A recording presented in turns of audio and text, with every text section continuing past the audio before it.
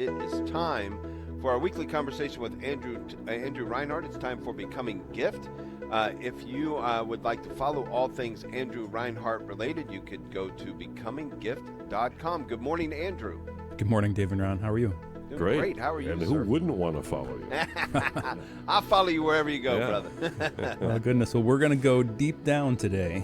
All right. I've got myself in a bit of a pickle, though.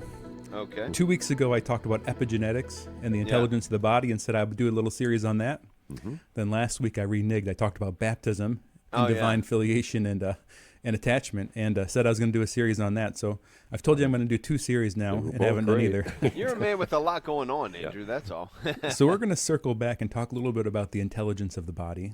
Okay. So you got to put on your memory cap and go back 2 weeks ago when I talked about epigenetics a little bit. And this week we're going to go different, though.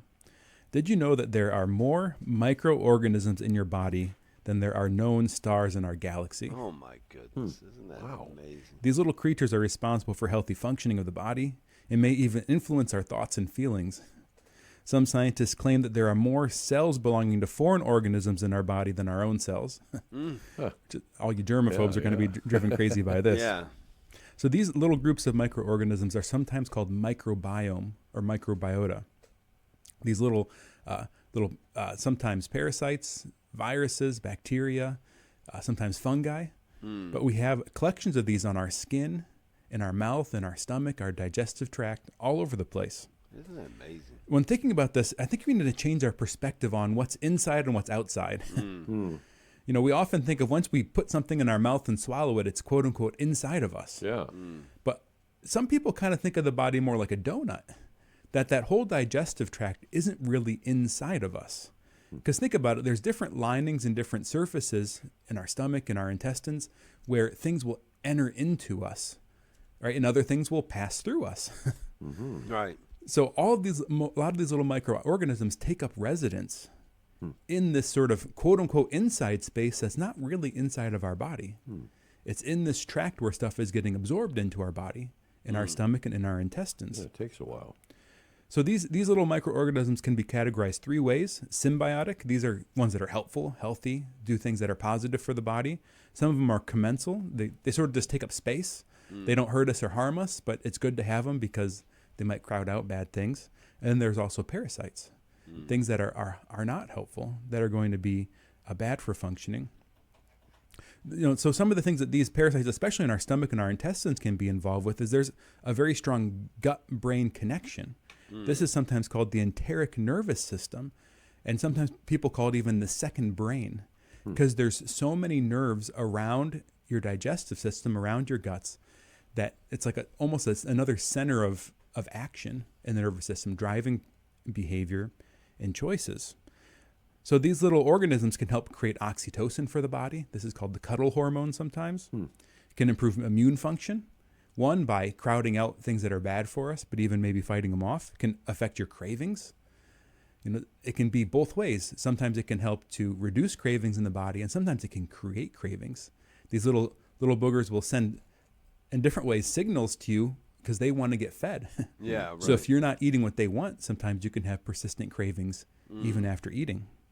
And they can also help us to be, of course, regular. And for the sake of the audience, I'm not going to go into what that means. Yeah, right. Yeah. But you Prune can understand juice, based I'll on just your tell own. you that. 6 ounces of prune juice every morning. And these little organisms can cause problems.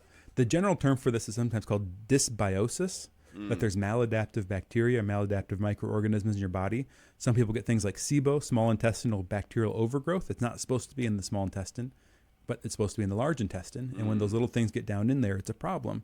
Things like candida or yeast infections. And then this is a fun but rare situation called auto-brewery syndrome. This is when the microorganisms are similar to those that cause fermentation. So it'll start fermenting the sugar in your gut. So it literally starts making alcohol in your digestive system. Auto-brewer syndrome. If you ever get you can try it. If you ever blow positive on a breathalyzer, that's what you tell the police officer. I've got auto-brewers. It's that I auto-brewer syndrome. I've been suffering with it my whole life. Yeah, I heard that one before. Yeah, they're not going to buy it. I bet they hadn't heard that one before, honestly. One of the lessons for this is that food is more than just fuel. Yeah. And other behaviors are more than just What they seem to be: sleep's more than rest and exercise is more than burning calories. All our choices are really giving information to our body, and our body's reacting to that information and adapting to it and changing its state. Right? Like a couple weeks ago, we talked about epigenetics, how these different choices change what genes are activated sometimes and what genes are deactivated. And here's another example of the body's intelligence, that the body is adapting and shifting, and these microorganisms are changing based on our behavior. So some things that can help our microbiomes be healthier are eating good food, healthy food, whole food, getting good sleep, exercise, limiting our toxins, managing our stress. That whole kind of constellation of behaviors that help everything else help this too.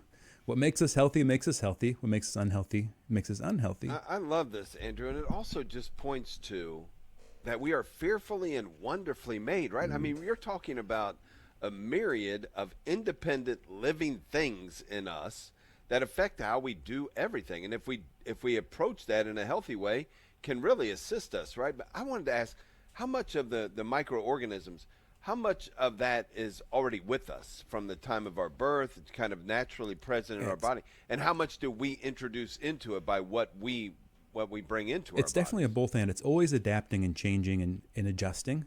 So it's a kind of a tale of adaptation over time. So right from birth, they think the baby's microbiome is seeded by things like the mother's birth canal, and then things like breastfeeding can affect the child's microbiome. And so things like having a cesarean section or not being able to breastfeed can affect it. Right. And it's a very complex system. It's not like this is good, this is bad, right? There just might be choices that the parents or the doctors make in order to make up for that difference in what the child's getting. And then throughout our life, it's constantly changing. Right, so you're not like, I start out with a bad microbiome, now I'm condemned for the rest of my life. Right. No, a handful of days of good sleep and eating healthy, and we all know this, right? If you go a few days and you live a bad lifestyle, you feel like junk. And you go a few days and you live well and you feel a lot better. And our microbiome is just like this. If we start eating healthier, sleeping better, managing stress, taking care of ourselves, it all gets better over time. And Now, of course... Not a brand new conversation, right? Both Jesus and St. Paul talked about our digestive system. St. Paul said, take a little wine for the stomach. Jesus kind of describing the natural thing that happens when food is ingested and then, is released. But there's a whole lot more to it and more that we're finding out all the time, right? That's right. And I think that the body is actually an environment. Our body is an environment. So theologically, you might think of something like stewardship. Right, that we're creating an environment, and even more beautifully, maybe that our body's a garden. Right. That there's this living colony of organisms that live within us and can bless us and be a help to us, or can be a curse and be a hindrance to us. So by our choices, we are maybe being good hosts. Are we practicing good? Just welcoming these things in our body, living a lifestyle that supports them. Or are we living a lifestyle that's going to end up biting us in the rear eventually, literally and figuratively? Yeah, absolutely. And look, it puts a whole new thing on the idea of being an environmentalist, right? For my own body. Yeah, that's right. And we're also part of nature, right? In modernity, we often get this sense that like nature's out there somewhere. It's like we have these weird synthetic indoor environments that we don't think are part of nature, and sometimes we make them over sterile, which isn't necessarily helpful. But we're a part of nature. We have a nature. We're a human nature. And we have organisms living within us. And that's actually a good thing. To completely sterilize the body would actually harm us more than help us.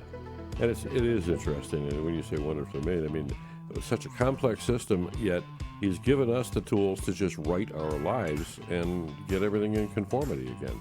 That's right. Wow. And a lot of the instructions are in the scripture. That's right. Gotta love it. Nicely done, Andrew. Andrew Reinhart,